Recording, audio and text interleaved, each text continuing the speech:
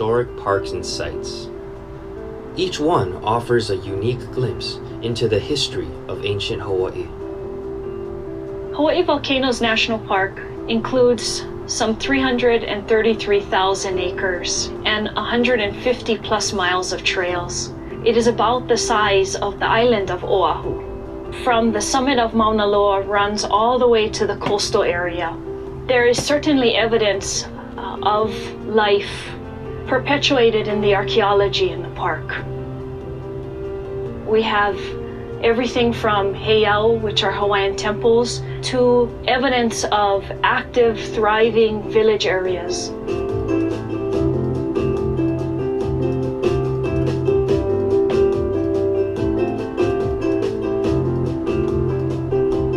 Hawaii Volcanoes National Park plays a very important role in caring for both Kilauea as well as Mauna Loa. Mauna Loa is one of the most massive volcanoes in the world, if not the most massive volcano. It is second in height only to Mauna Kea on this island. Unlike Kilauea, that is home to Pelehonuamea or Pele, Mauna Kea is home to Poliahu, one of her siblings.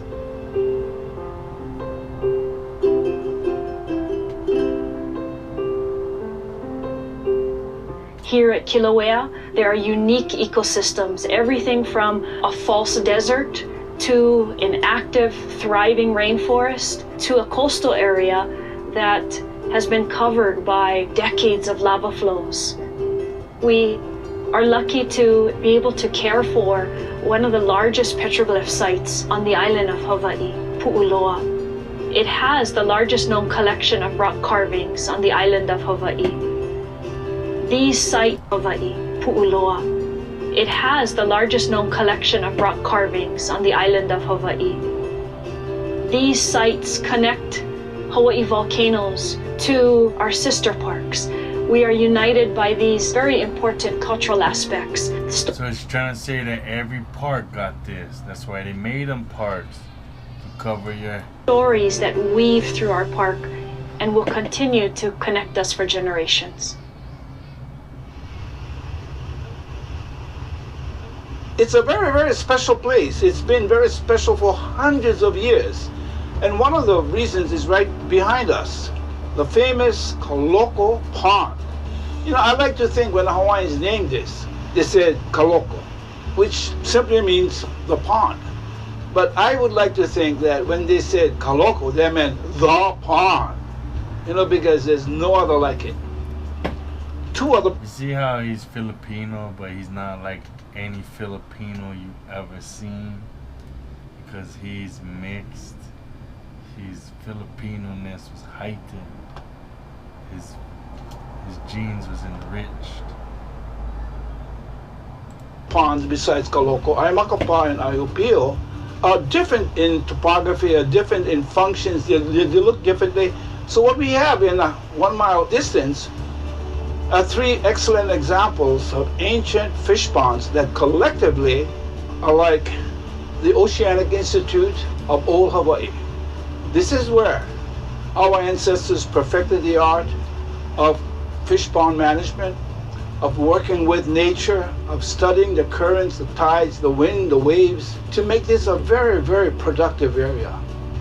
Most people will look here and just see a lava field, but to the Hawaiians, see, the thing we don't understand is even in the mainland where our brothers and sisters was, where my father's people was, they had this technology because this was our technology.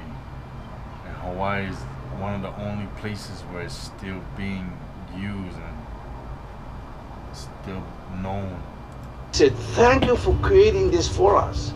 With a little bit of work and ingenuity, we're going to make it better. Boom, the wall, the fish pond.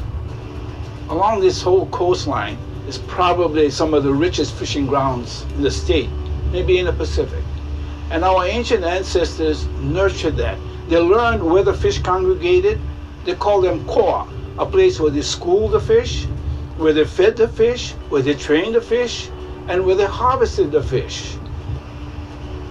And so they perfected a system of not just land management, but ocean management, The Kaloko National Park is about 500-600 acres on land and another 500 in the water.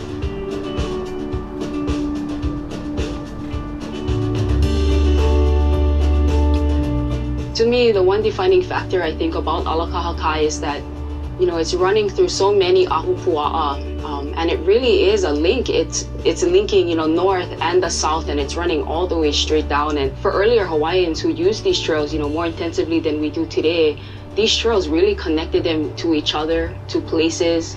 It connected the mountains to the ocean in a very literal fashion, and these trails have always been used. So there's a cultural significance, historical significance, spiritual significance. Individuals are not only walking across, these trails, or traveling across these trails in the ocean, but there's so much that goes into these veins of the land that really actually just vibrates out.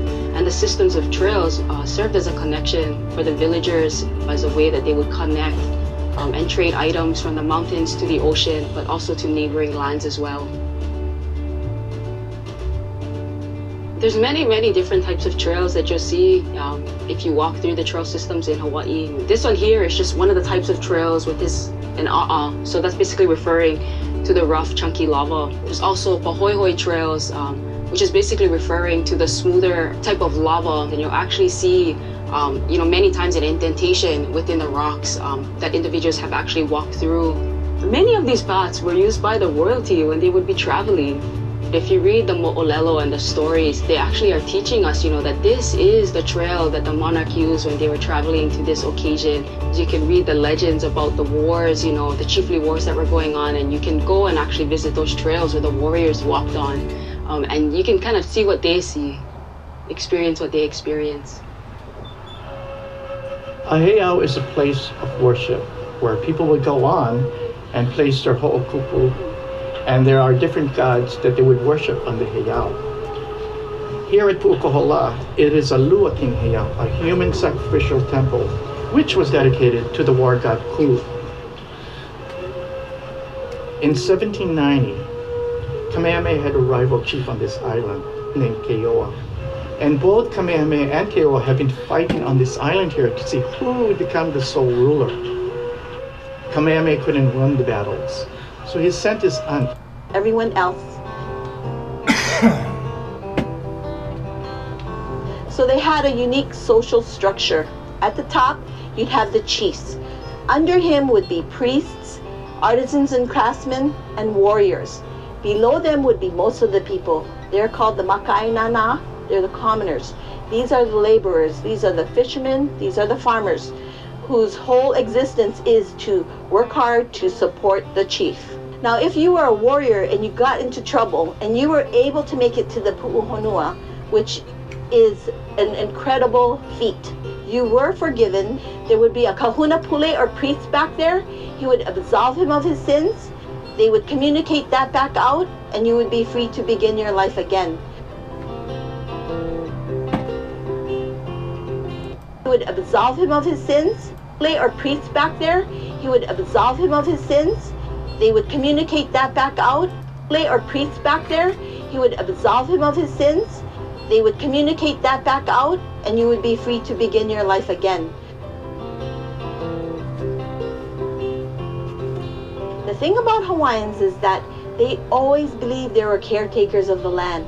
These lands were called kuleana lands. Kuleana means responsibility, but it also means honor and privilege. So it was their honor and privilege to caretake of these lands for generations. They had a saying, and it went like this: Iku a helemai ka'aina, he hale, he ai, he ano, no ka'aina. What that means is if you should stop and come to the land, there will be a house for you. There will be ai for you, which is a thick form of poi. There will be fish for you. The land is yours.